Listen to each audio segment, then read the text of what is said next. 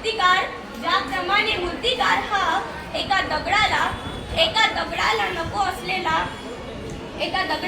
असलेला भाग काढून त्यापासून सुंदर अशी मूर्ती घडवतो, त्याचप्रमाणे आपल्यापर्यंत पोहोचवणारे गुरु. तुम्ही कधी विचार केलाय का ज्यांना शिक्षण भेटत नाही त्या या शिक्षणासाठी किती तळपत असतील, त्या गुरूंसाठी किती तळपत असतील. आपल्याला गुरु लाभले. एक प्रश्न विचारू. या जगात सर्वात श्रीमंत माणूस कोण आहे? ज्याच्याकडे बंगला आहे तो, गाडी आहे तो, की बँकेत कोट्यावधी रुपये आहेत तो? तर नाही. या जगात सर्वात श्रीमंत माणूस तो आहे ज्याच्या आयुष्यात चांगले गुरु आहेत. कारण पैसा संपतो, बंगला जुना होतो, पण गुरूंनी दिलेलं ज्ञान हे पिढ्यानपिढ्या पुरतं. या जगात 3 गोष्टी विनामूल्य मिळतात: हवा, पाणी आणि गुरूंचा आशीर्वाद.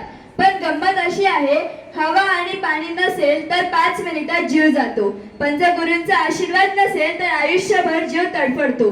जे मातीला सोनं करतात, दगडाला देव बनवतात आणि एका सामान्य आपल्याला योग्य व्यक्तिमत्व घडण्यासाठी मदत कोण करतं? अपयश आलं तर यशासाठी परत उभं राहायला कोण शिकवतं? याचं एकच उत्तर आहे, तो म्हणजे आपले फक्त आणि फक्त आपले गुरु. संत तुकाराम महाराज म्हणतात ना, सद्गुरु वाचोनी सापडे ना सोय, धरावे ते पाय आधी आधी. याचा अर्थ सद्गुरूशिवाय ज्ञानाचा मार्ग नाही.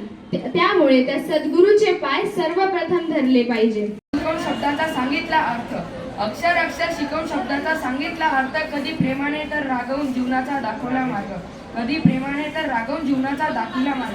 ज्ञानाचा प्रकाश देणारा दिवा अखंड.